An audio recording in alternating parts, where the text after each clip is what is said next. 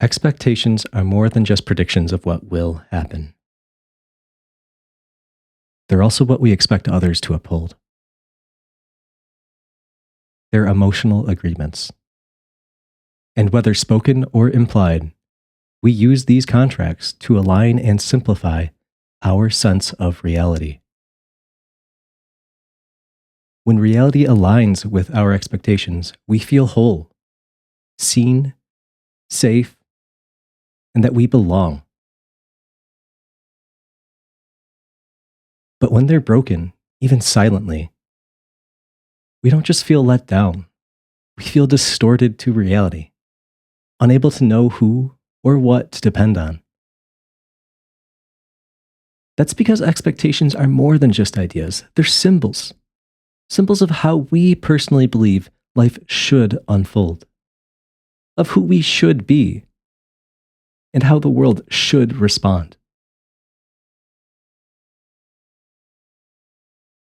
An expectation is a mutual agreement, a container for both people to understand and stand inside of. An assumption, though, is quiet. It's a silent expectation, invisible until unknowingly broken, a landmine beneath the surface that doesn't explode until someone steps on it. Both will rupture connection. Both wound. And shame lives in the aftermath. When expectations are broken, we don't just feel let down, we feel exposed, unworthy, wrong, defective. Shame never says something went wrong. It says, I think there's something wrong with me. And that's the danger. It hurts. Because our expectations are not just about others. They become our internal conditions for being okay. They shape the rules of self-worth, the structure we live into, and what our identity comes out of. When our worth depends on meeting unspoken expectations, we try to fit ourselves into that structure, instead of asking if that structure fits us and flowing into it naturally. We reshape, contort, and shrink ourselves away. And when we fail to fit, we reshape again, and again, and again, until we're convinced that we fit.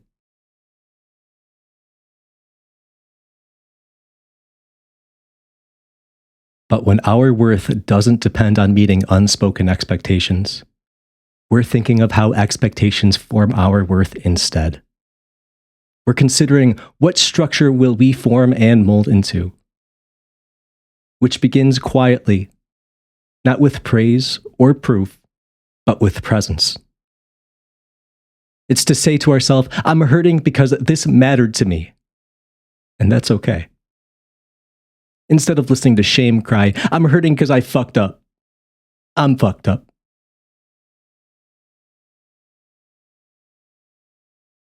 Self-validation doesn't silence the sting of shame or guilt. It gives them space. Space to speak more clearly and less forcefully. It listens through burden and answers in grounded clarity.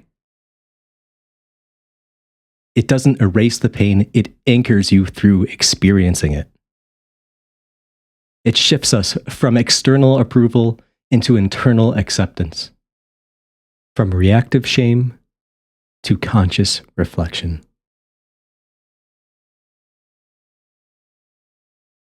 We don't have to destroy our expectations. We have to understand them. We ask shame, where did you come from? My family? My fears? My culture? And we reflect on our current self.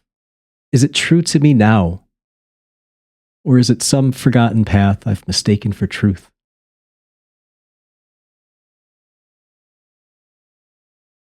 Once we see clearly, we can choose. Choose to hold on to what still fits, to release what no longer serves, to shape new expectations, not as prisons, but as paths. We don't reflect to rid ourselves of expectations. We reflect to identify, to align, and to reforge them. So that when we miss a beat, which we all do, we don't collapse into judgment and shame.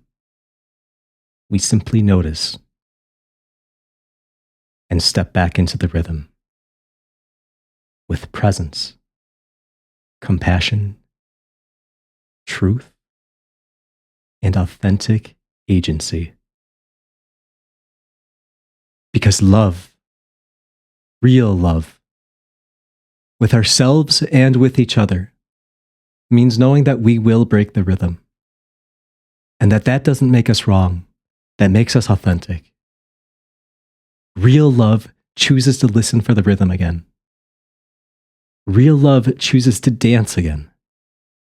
Real love doesn't question if we are worth love or loving, because love is an expression of our authenticity, an expression of our will and our awareness, an expression of our patience, space and attention to give, an expression of listening and resonating with someone again and again and again.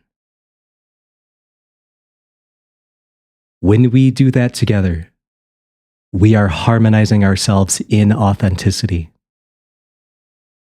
structuring a shared reality out of our expectations of each other. A singular thing out of two or many, like a relationship or community. And individually, we are filling our senses with belonging, wholeness, home.